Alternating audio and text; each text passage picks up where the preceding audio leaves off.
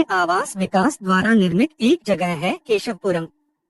वहाँ के नागेश्वर अपार्टमेंट में फ्लैट नंबर 612 कोचिंग से करोड़पति बने मोहम्मद सहवान का था। अन्य दिनों की तरह बीती 30 अप्रैल को भी नौकरानी राधा सहवान के फ्लैट पर पहुंची तो दरवाजा बंद था, लेकिन चाबी लॉक में फंसी हुई थी। इस फ्लैट में सहवान अपनी दूसरी बीवी नम्रा खान के साथ रहते थे। नौकरानी राधा ने पहले तो घंटी बजाई, लेकिन जब जवाब नहीं मिला तो वह दरवाजा खोलकर अंदर दाखिल हुई। वहां फर्श पर खून से लथपथ नम्रा का शव पड़ा देखकर उसकी चीख निकल गई। वह उल्टे पैर फ्लैट के बाहर आई और शोर मचाना शुरू कर दिया। राधा की आवाज सुनकर अन्य फ्लैटों में रहने वाले लोग बाहर आ गए। राधा ने उन्हें नम्रा की हत्या की सूचना दी तो सभी अवाक रह गए। इसी नागेश्वर अपार्टमेंट के फ्लैट नंबर 610 में सहवान का भाई इरफान रहता था। लोगों ने उसे जानकारी दी तो वह भी आ गया। इरफान ने राधा से कुछ सवाल जवाब किए, फिर तत्काल मोबाइल फोन द्वारा थाना कल्याणपुर पुलिस को भाभी नम्रा की हत्या की सूचना दे दिया। इमरान ने ही मृतका के पिता शहनशाह खान तथा अपने अन्य परिजनों को यह खबर दिया। इसके बाद तो कोहराम मच गया। सुबह 10 बजे हत्या की सूचना पाकर थाना कल्याणपुर के इंस्पेक्टर अश्वनी पांडे चौंक गए। उन्होंने महिला की हत्या की सूचना वरिष्ठ पुलिस अधिकारियों को दिया। फिर पुलिस टीम के साथ केशवपुरम स्थित नागेश्वर अपार्टमेंट जा पहुंचे। बहुमंजिला अपार्टमेंट के बाहर भीड़ जुटी थी और लोग कानाफूसी कर रहे थे। Inspector Ashwani Pandey flat number 612 पर पहुंचे, जहां महिला की हत्या किए जाने की सूचना मिली थी।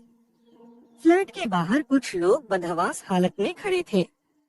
पुलिस को देखकर एक युवक सामने आकर बोला, सर मेरा नाम इरफान है, मैंने ही आपको नम्रा भाभी की हत्या की सूचना दी थी। इंस्पेक्टर अश्वनी पांडे ने एक नजर इरफान पर डाली, फिर उसे साथ लेकर फ्लैट के अंदर दाखिल हुए। कमरे के अंदर का दृश्य बड़ा ही विभत्स था। खून में डूबी नम्रा की लाश फर्श पर पड़ी थी। पलंग पर बिछी सफेद चादर पर भी खून लगा था। पलंग पर खून से सना चाकू, चश्मा तथा कान में लगाने वाली हैंड्स फ्री लीड पड़ी थी।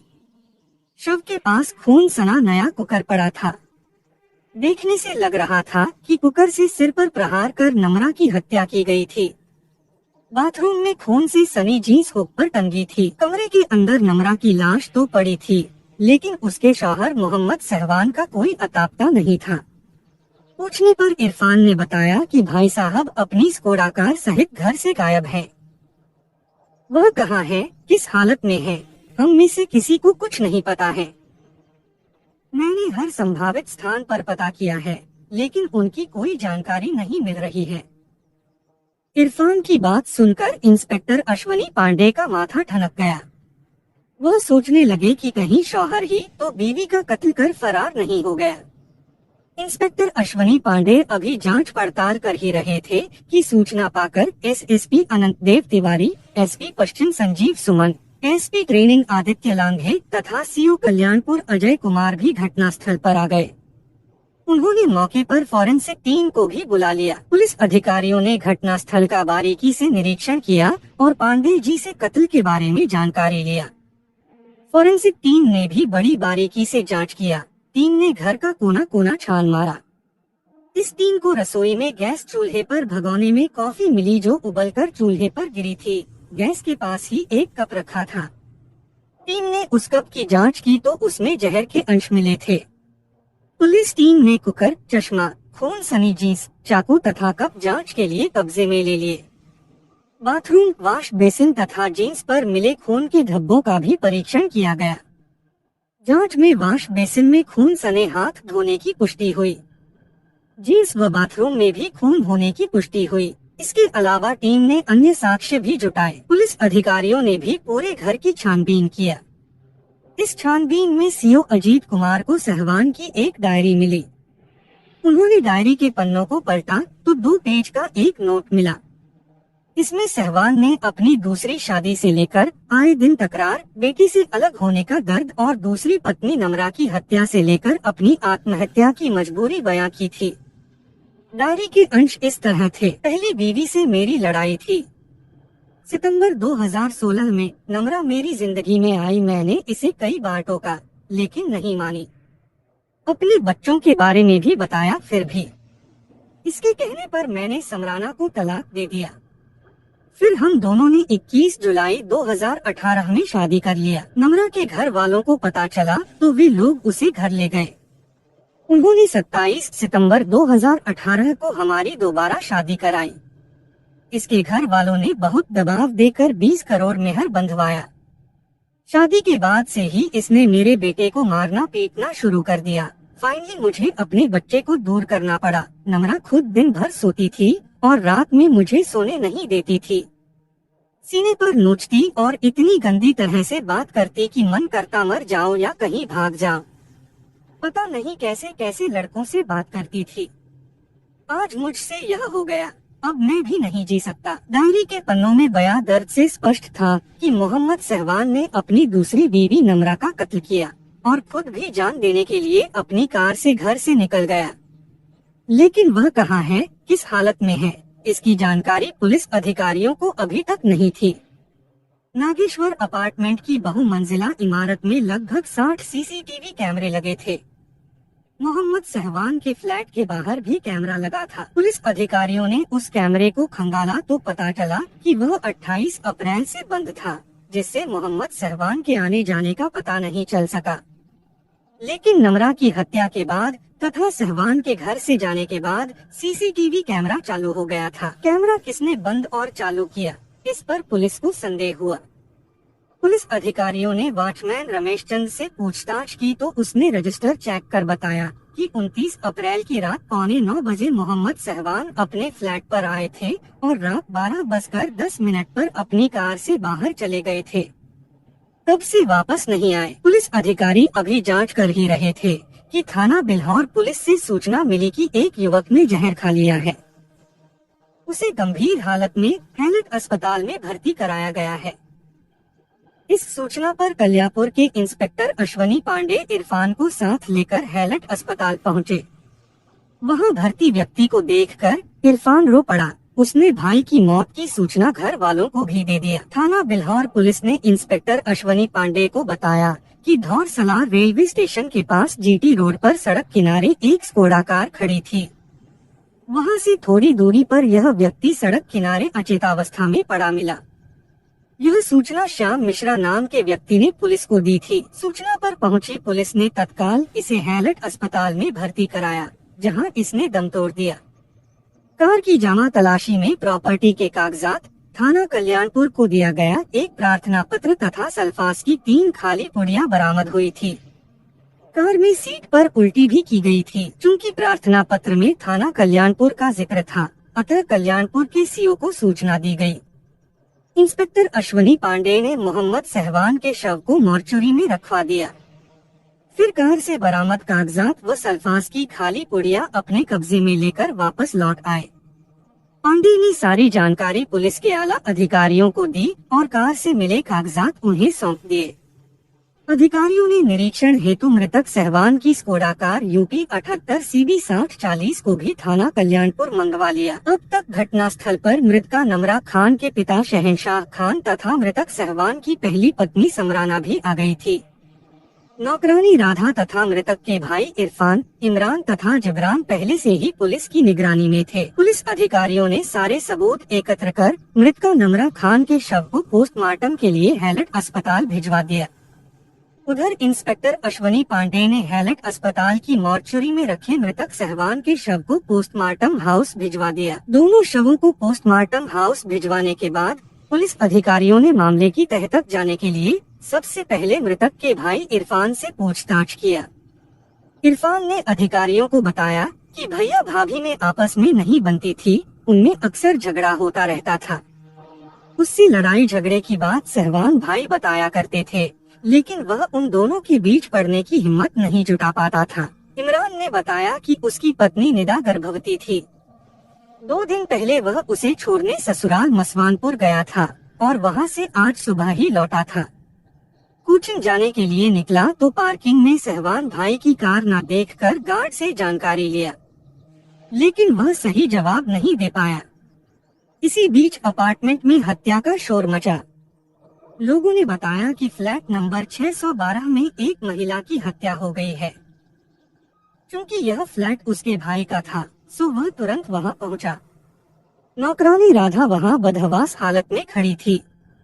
उसने राधा से बातचीत किया, फिर भाभी की हत्या की जानकारी थाना कल्याणपुर पुलिस को दिया। इरफान के भाई इमरान और जिब्रान ने बताया कि वह माँ बाप के साथ मछरिया नौबस्ता में रहते हैं। वे दोनों सहवान की काकादेव स्थित कोचिंग में पढ़ाते थे।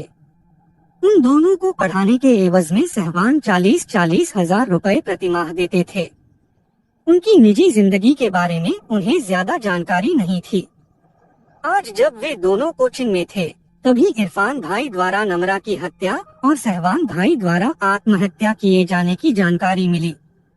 इसके बाद दोनों यहाँ आ गए। नौकरानी राधा ने पुलिस अधिकारियों को बताया कि साहब और मिन साहब के बीच बहुत खराब रिश्ता था। दोनों अक्सर मारपीट करते रहते थे। झगड़ा ज्यादातर रात में होता था।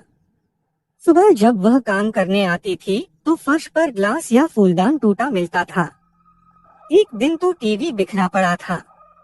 आज सुबह जब वह काम पर आई तो दरवाजा बंद था, लेकिन चाबी लॉक में फंसी थी। पहले तो उसने घंटी बजाई, लेकिन जब जवाब नहीं मिला तो वह दरवाजा खोलकर अंदर दाखिल हुई।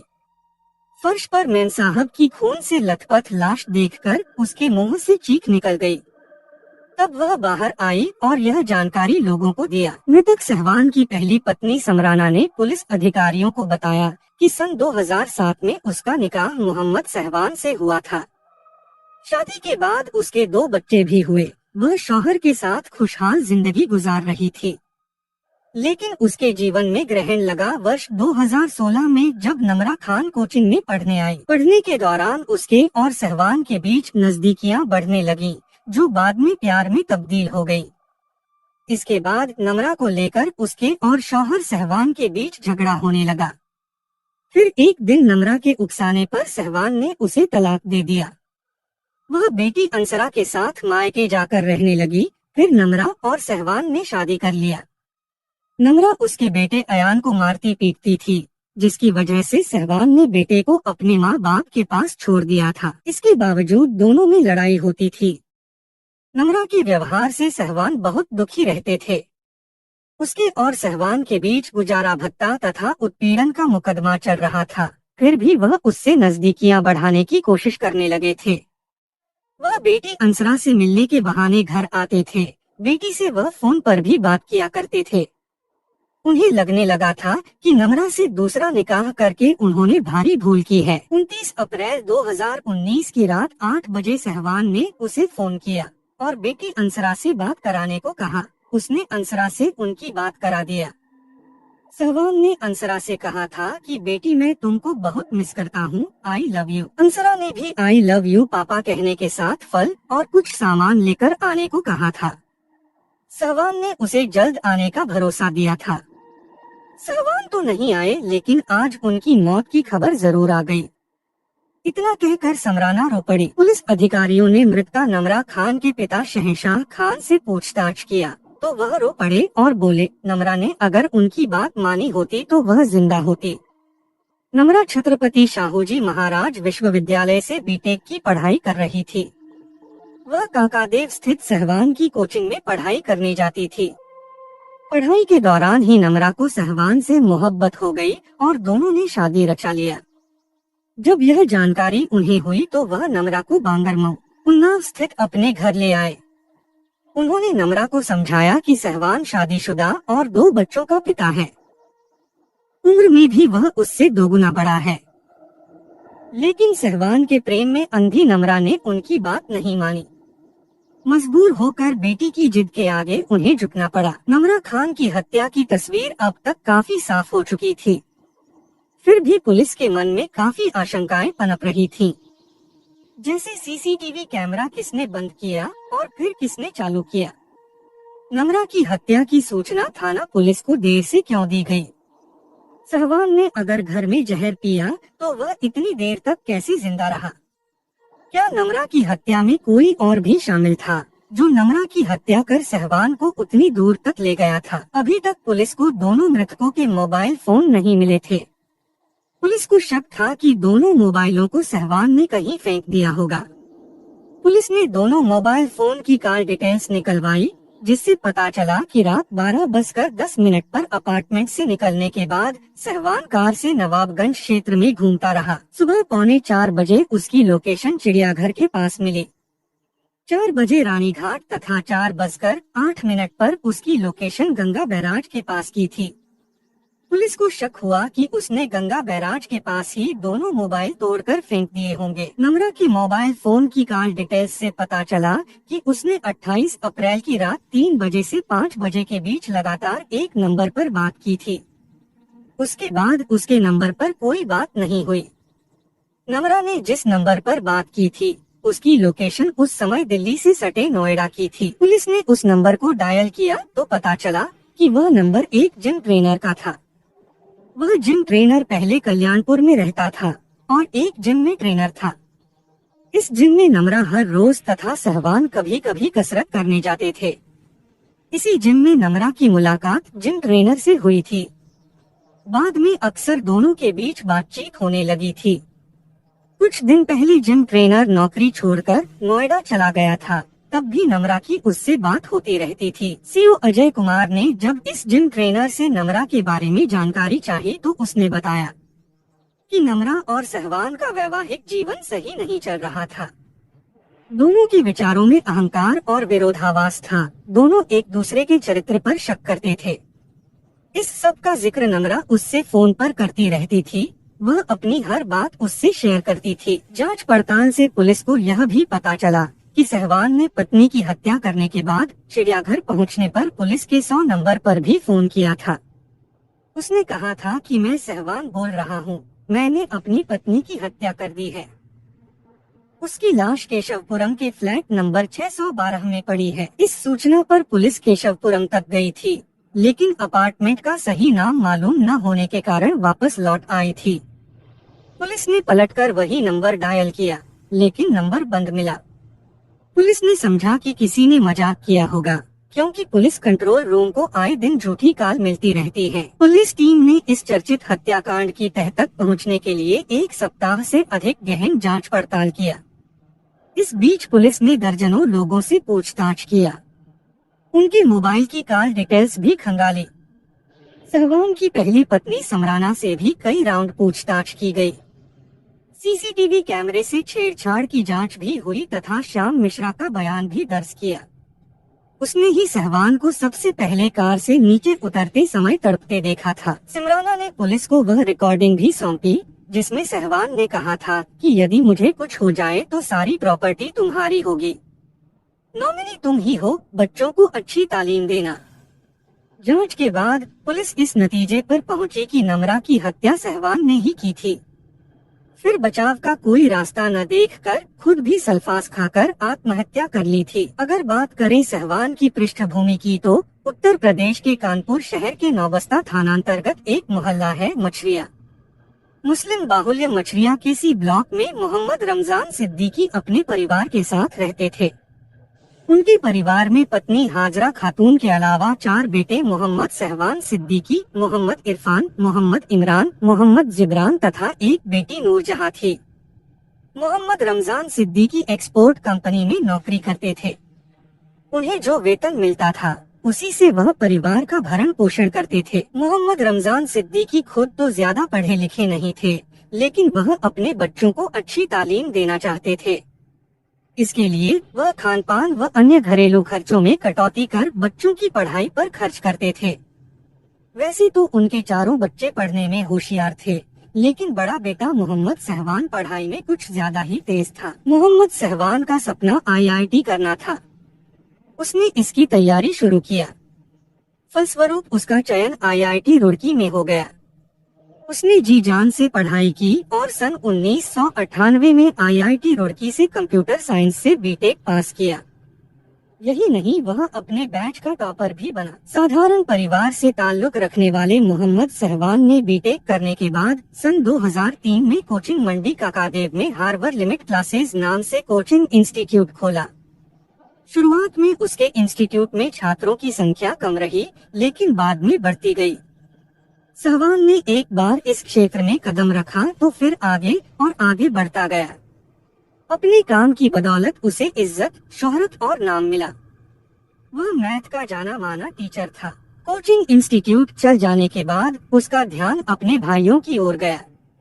उसने एक भाई इरफान को अपने इंस्टीट्यूट का मैनेजिंग डायरेक्टर बना दिया, जबकि अन्य दो भाइयों इमरान व जिब्रान को पहले एक प्राइवेट संस्थान से बीटेक कराया, फिर अपने ही इंस्टीट्यूट में जॉब दे दिया। इमरान फिजिक्स पढ़ाता था जबकि जिब्रान केमिस्ट्री का टीचर था। पूरी तरह सेटल होने के बाद मोहम्मद सहवान ने अगस्त 2007 में समराना से निकाह कर लिया। समराना रेडीमेड मार्केट बेकनगंज निवासी नासिर की बेटी थी। समराना पढ़ी लिखी व खूबसूरत थी।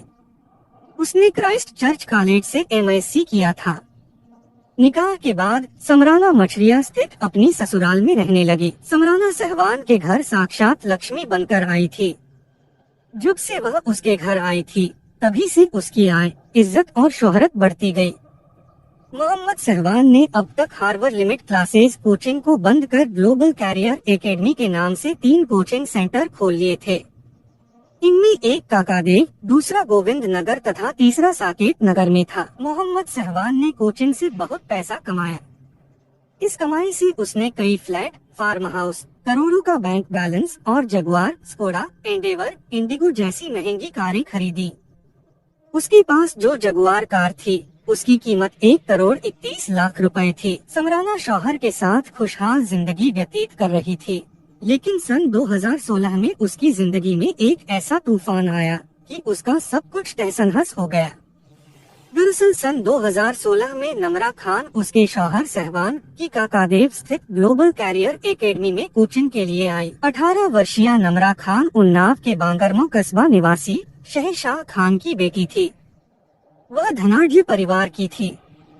नमरा के पिता शहनशाह खान सपा के दबंग नेता तथा चर्चित व्यापारी थे। नमरा के बाबा जुम्मन खान बांगरमऊ नगर पालिका के चेयरमैन रहे थे। नमरा खान कानपुर के शारदा नगर स्थित गर्ल्स हॉस्टल में रहकर बीटेक की पढ़ाई कर रही थी। साथ ही IIT की भी तैयारी कर रही थी। इसके लिए उसने कोचिंग ज्वाइन की थी। 40 वर्षीय मोहम्मद सहवान अपने पहनावे, शारीरिक फिटनेस व लाइफस्टाइल के लिए छात्राओं के बीच चर्चित था। नमरा खान भी उसके लाइफस्टाइल से प्रभावित थी और मन ही मन अपने सहवान सर से मोहब्बत करने लगी थी। मोहम्मद सहवान के पास कुछ स्टूडेंट्स एक्स्ट्रा क्लास के लिए आते थे। इनमें नमरा खान भी थी। एक रोज पढ़ने के बाद अन्य छात्र छात्राएं तो चले गए, लेकिन नमरा खान नहीं गई। उस रोज उसने हिम्मत जुटाकर सहवान से अपने प्यार का इजहार कर दिया। इतना ही नहीं, उसने यह भी कह दिया कि वह उससे शादी करना चाहती है। उस रोज के बाद नमरा सहवान के पीछे पड़ गई। इसके बाद सहवान के दिल में भी हलचल होने लगी। दरअसल 18 वर्षीय नमरा बेहद खूबसूरत व हंसमुख थी, जबकि उसकी पत्नी समराना की उम्र ढल चुकी थी। नमरा के आगे वह उसे फीकी लगने लगी थी। सहवान ने नमरा के प्यार को स्वीकारा तो इस प्यार के चर्चे आम होने लगे। नमरा और सहवान की मोहब्बत की जानकारी समराना को हुई तो उसे अपने पैरों तले से जमीन खिसकती नजर आई। समराना ने इस बेमेल मोहब्बत का विरोध किया तो पति पत्नी में झगड़ा होने लगा। एक रोज झगड़े के दौरान ही सहवान ने समराना को 3 तलाक कह दिया। इसके बाद मार्च 2017 में समराना अपने मायके बेकनगंज चली गई। वह अपने साथ बेटी अंसरा को भी ले आई थी। समराना अपने बेटे अयान को भी साथ लाना चाहती थी, लेकिन सहवान व उसके घर वालों ने बेटे को नहीं जाने दिया। मायके में रहते समराना ने शौहर सहवान, उसके माता पिता तथा भाइयों के खिलाफ दहेज उत्पीड़न तथा घरेलू हिंसा का मुकदमा दर्ज करा दिया। साथ ही गुजारा भत्ता भी मांगा, लेकिन सहवान ने मुकदमे की परवाह नहीं की और अपनी उम्र से आधी उम्र की नमरा खान से 21 जुलाई 2018 को निकाह कर लिया।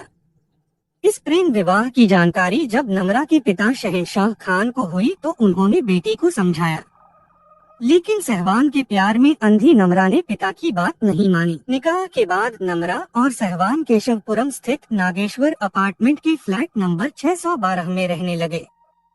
शादी के 4 महीने तो सब कुछ ठीक रहा, लेकिन उसके बाद दोनों के बीच तनाव बढ़ने लगा। तनाव का पहला कारण बना सहवान का 8 वर्षीय बेटा अयान। मासूम अयान नम्रा के प्यार के क्षणों में दखल देता था, सो वह उसे पीट देती थी। नम्रा का अत्याचार जब ज्यादा बढ़ा तो सहवान ने अयान को मछलियाँ वाले घर में अपने माता पिता के पास छोड़ दिया। तनाव का दूसरा कारण बना उम्र का अंतर। नम्रा जवानी के उस दौर में थी जहाँ उसे रात दिन शौहर का साथ चाहिए था, लेकिन सहवान के पास वक्त नहीं था, उसे कोचिंग से ही फुर्सत नहीं थी। यही कारण था कि जब सहवान रात को सोता तो वह उसे नोचती, सोचती और हिंसक हो जाती।